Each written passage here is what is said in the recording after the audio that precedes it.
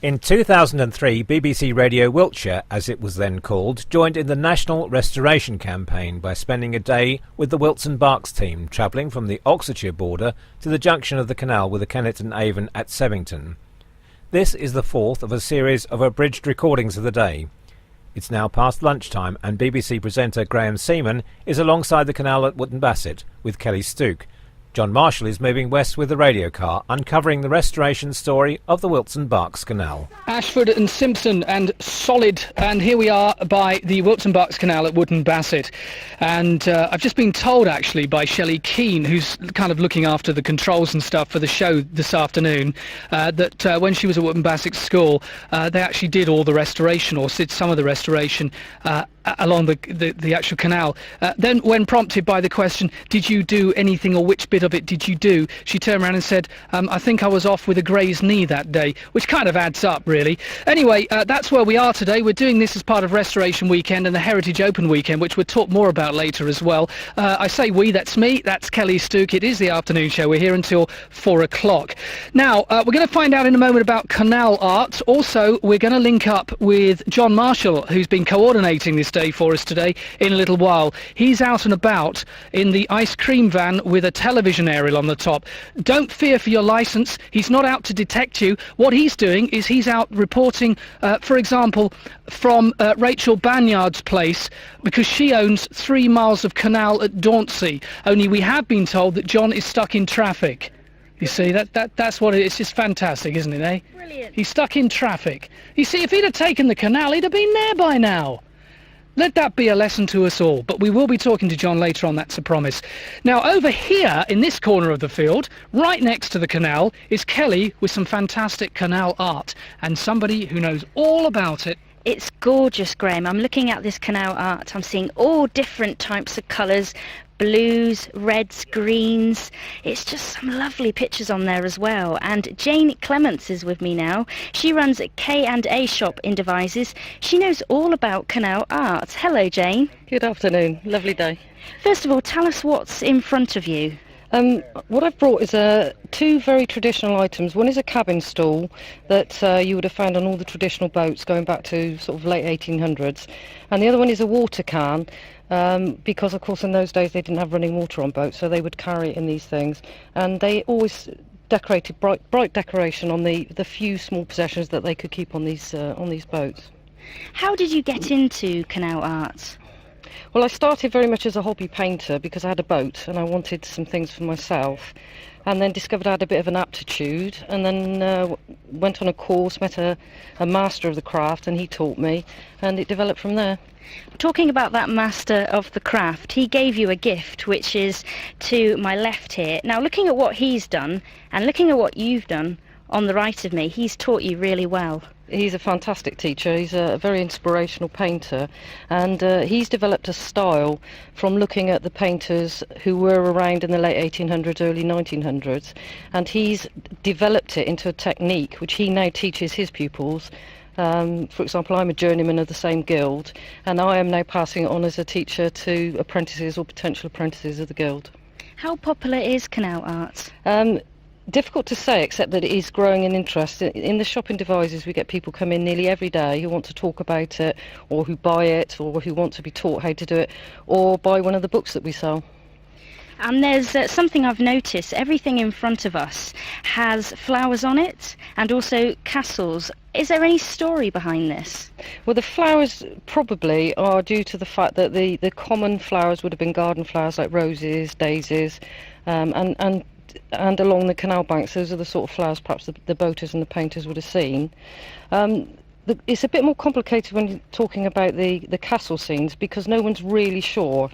It's thought that when the idea of the Grand Tour of Europe came about, people brought back pictures of impressive buildings which they hang in their homes, and the people who worked in the houses, who may then have worked in the boatyards as well, copied the idea of the grand house with certain typical features, and it's been sort of simplified and is now the most common image. It doesn't have to be a castle, it could be anything, but that is the most common image. Are you finding out new things all the time? Oh, absolutely. One very small example is on this can over here, there are some pink roses. And up until about 2 years ago, no one had ever discovered any old pieces with pink roses on, and a very important piece was discovered, and so now pink roses are becoming popular as well. So, and there's different techniques about lining and structured diamonds and how to paint them, so that the art is ongoing all the time. I don't know whether you would know this actually, but is there any trends in terms of the artists who paint canal art? For example, are there more women that like to paint this than men? I do actually. Traditionally, this was an art that was done by men because it was done in the boatyards by professional painters, usually sign writers and or the boat painters themselves. So women were not involved in that side of it at all. They certainly are now, and I would say that the vast majority of the journeymen of the guild are women, but at the moment the vast majority of the masters are still men who've been involved for quite a long time, passing on their skills. But from the teaching side of it, I'm actually now meeting more and more men who are interested in doing this and painting. There's a particular story about this canister that was given to you by your teacher, isn't there? It's signed at the bottom. Tell us more about that. Well, it's a bit of a unique object because the tradition in canal art is that pieces were not signed by the artist, and so the best artists were only ever recognised by their work, and they were flattered by that. So traditionally it's not signed. This artist, Phil Spate, who works in Stourbridge in Birmingham, signed this particular can as a favour, but it was also as part of an exhibition that went to Japan last year, and so he's noted that on the bottom as well. So it's a bit of a unique object, and one that I value very highly. So canal art seems to be popular all over the world then? Well, I think the Japanese are quite interested in folk art of various sorts, and the exhibition was really about different types of folk art from various countries, and they had heard of him there, and they invited him to send some work. It's lovely that he taught you to paint. You're doing really well. Do you think eventually you would teach some people? Well, I already am teaching. I run courses down in Devizes at the K&A Trust meeting room down there, and we certainly don't have any trouble filling the places. And I've just done a couple of courses at Beale Park for the Inland Waterways Association as well. Just tell us where your shop is exactly in Devizes if people want to come along and find out more about canal arts. It's right on the wharf in Devizes, and the trust buildings there include the shop. There's a lovely museum there, the main headquarters for the Kennet and Avon Canal Trust if you're interested in joining. So really get to Devizes and look for the signs or ask the locals. Lovely talking to you today, Jane Clements, who runs the K&A shop in Devizes. If you're interested in canal arts, go along there, see what they've got, and join the club. Become an artist. Do what Jane did. And Jane was just telling me she's just learnt to play guitar. She's always wanted to do it, and now she's picked it up. So very best of luck. Very badly. And she says very badly, but I'm not so sure. We got Keeper's Lot coming along later. I've seen them. They're You're very good. You're actually part of that, are you? No, but I've seen them. You've seen? Are they good? Yeah, excellent. I have heard they're good, but so you don't fancy sort of getting your guitar out and having a go? Join All right, in. that's fine. As I can strum a guitar, just do that, you know. It's moving. It's the coordination of strumming and moving your hands up and down the long necky thing. Yeah, you just sit there and look pretty. Yeah. That's called the fretboard, Oh, the is long it? neck thingy. Right. Yeah. Okay. How do you spell that? I've no idea. Okay, I think right. F-R-E-T, maybe. All right, that's okay. So there you go. There's some canal art, and it really does look. It's it's the kind of thing that this kind of stuff I would have thought of. I'm not really interested, but having actually seen it, I wouldn't mind having a go at this myself. It's kind of addictive. I feel a brush in my back pocket. Really? I feel a pot of paint. I can assure you I'm not muscling in. We'll be hearing from them later. We're by the Wiltshire Barks Canal at Wootton Bassett. Welcome to the show. We're doing this as part of Restoration Weekend. Of course, the big Restoration TV programme comes to a big conclusion on Sunday when we're going to be finding out which buildings in the UK are going to be restored. There's a Heritage Weekend as well, which Kelly's going to tell us a bit more about later on. And of course, we're also going to be finding out about this building in Wiltshire, particularly in Swindon, which is going to go through some restoration processes, and it's already started to do that in just a short while. One of the most important things today is a guy called John Marshall, who we're going to be talking to in a few moments' time, who's going to be linking up with a person who's decided to buy 3 miles of a canal. But what's she going to do with it? We'll find that out shortly. Now, we got some travel problems today. You may already have heard about this. Let me tell you, there's been a serious accident which has closed a major road to the north and east of Swindon.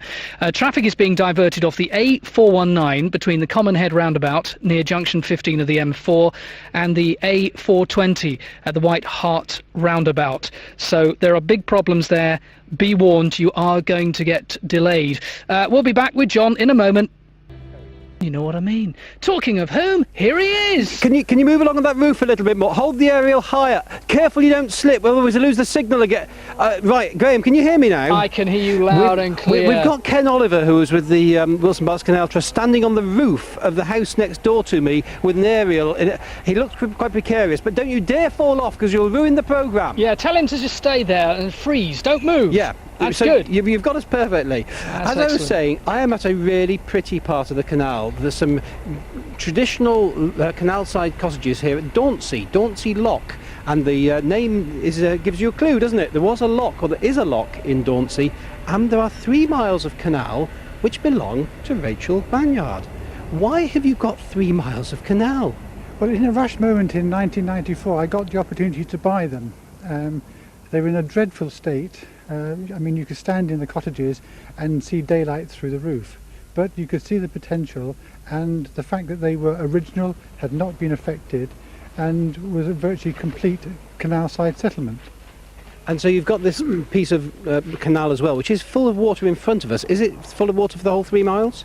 No, we've got a leak the other side, which we're in the process of sorting out, but and with this exceptionally dry summer, of course, we've had problems keeping the water level in, but it's only filled up in the winter, and it is normally full of water.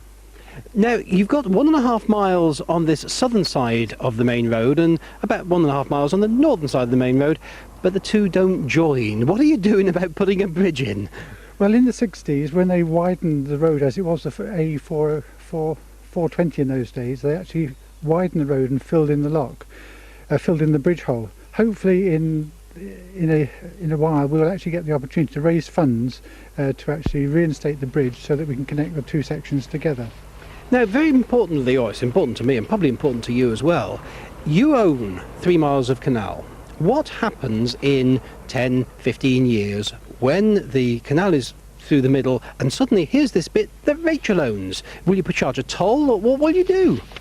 I'm sure that when the canal actually opens, it'll obviously be operated by a navigation authority, and it'll be a case of negotiations with them as to whether they purchase the length from me, or they lease it, or rent it, or whatever. But it'll be open to everybody to enjoy and connect into the rest of the canal system.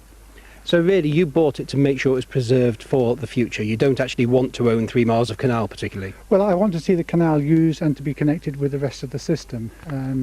Is part of Wiltshire's history, industrial archaeology, and I am very keen to see it preserved. And in the meantime, you live in one of these nice cottages here, and you have this fantastic view out of your bedroom window every morning. Absolutely, this is developers' perks. When I bought the 5, I brought in architects and builders, and we refurbished them to a very high standard, and I actually kept one of them for myself, the one with the best view, of course. Thanks for joining us this afternoon. Thanks for inviting us to your 3 miles of canal.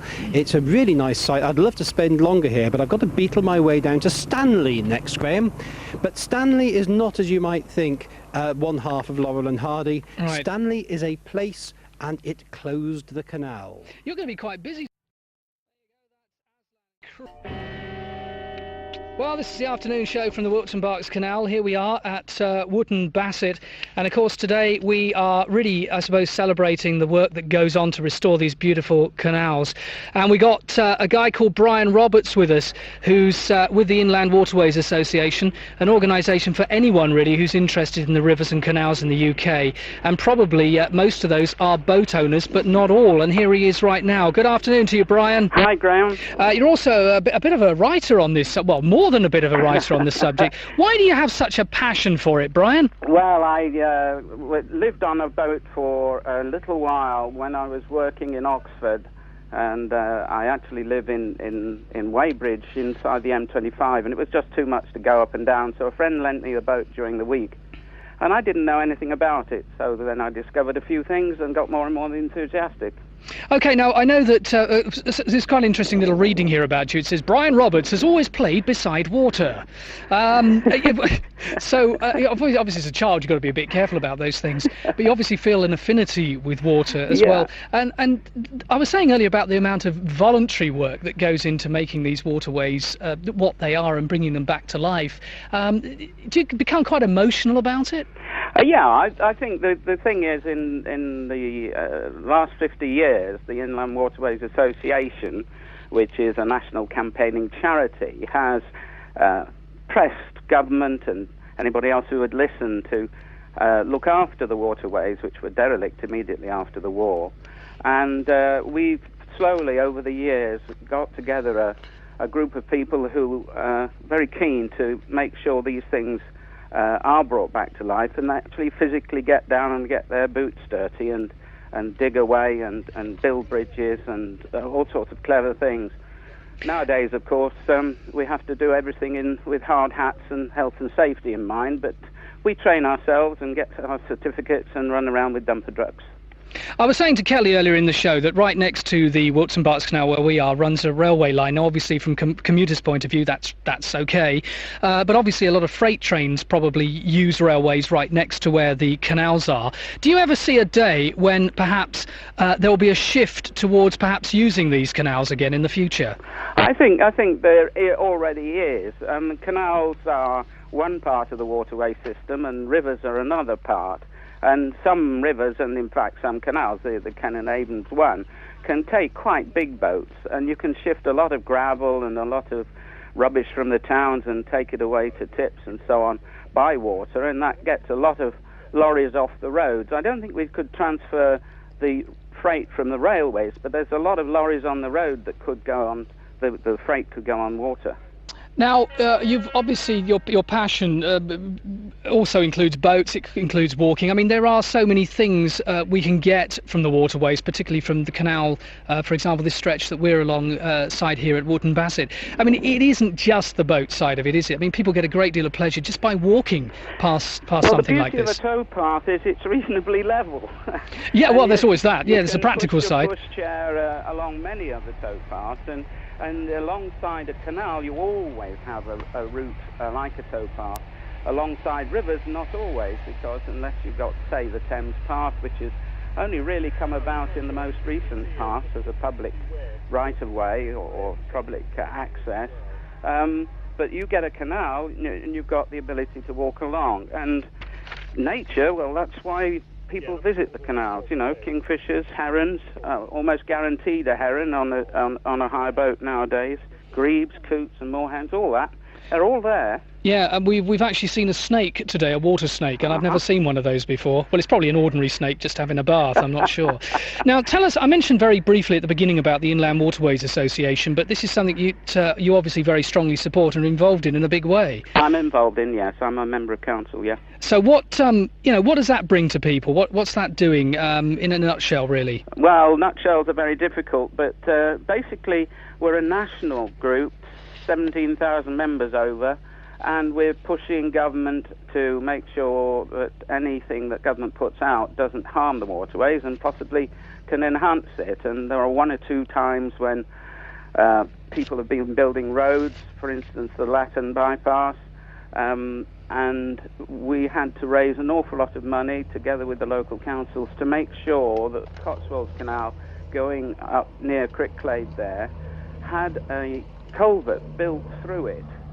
Although the water wasn't there, the intention to restore that canal was, really serious.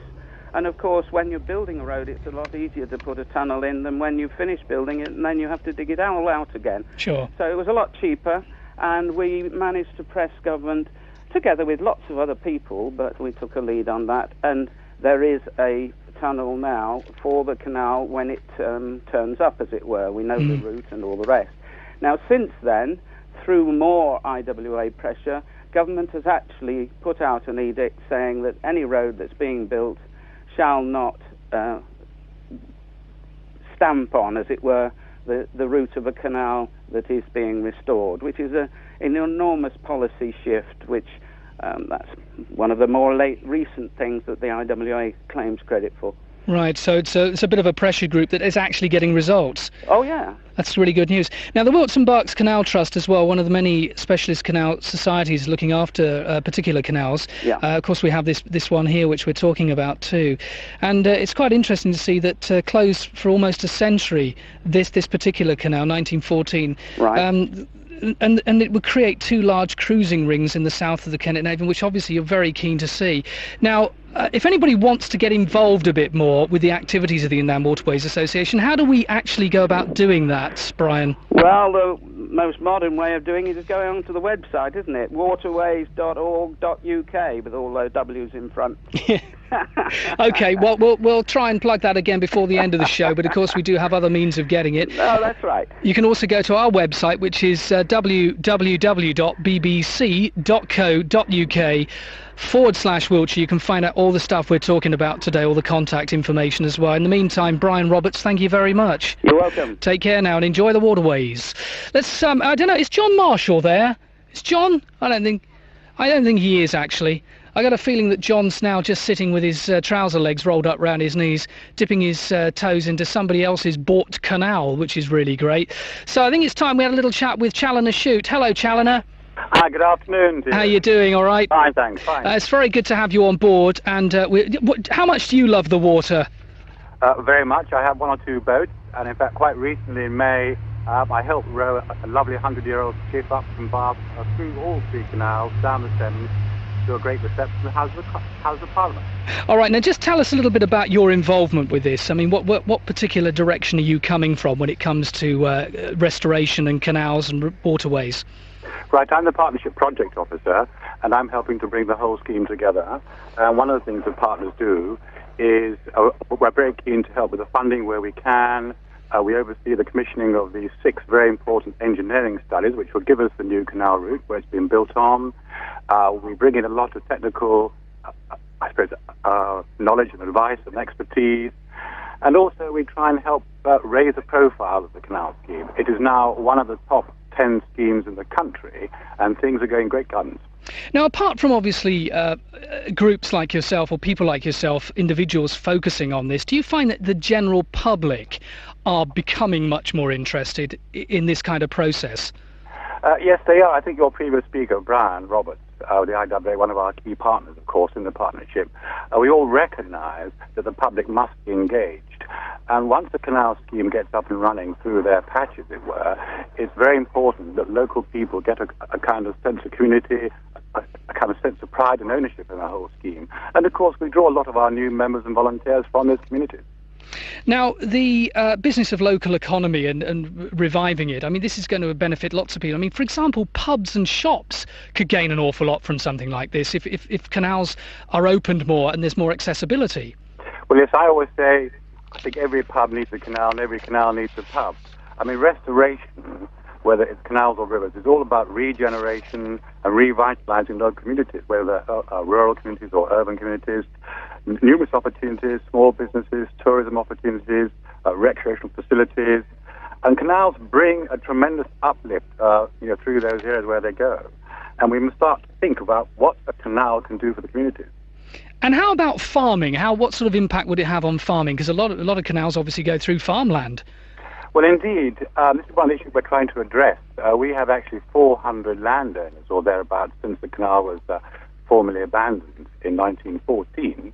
One of our tasks is to engage and listen to the farmers and landowners, many of whom had a pretty tough time, as our listeners will know, with BSE and foot and mouth.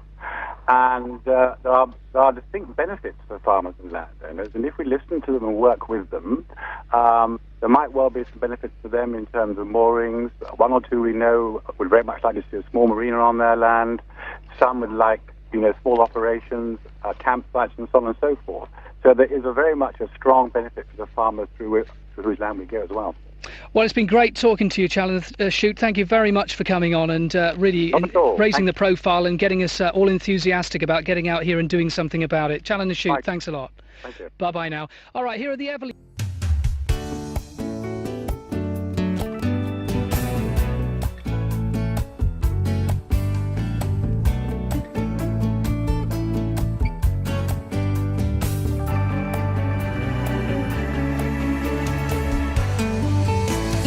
In Chippenham, Broughton Gifford, Earlstoke and Warminster. 104.3 FM, BBC Radio Wiltshire.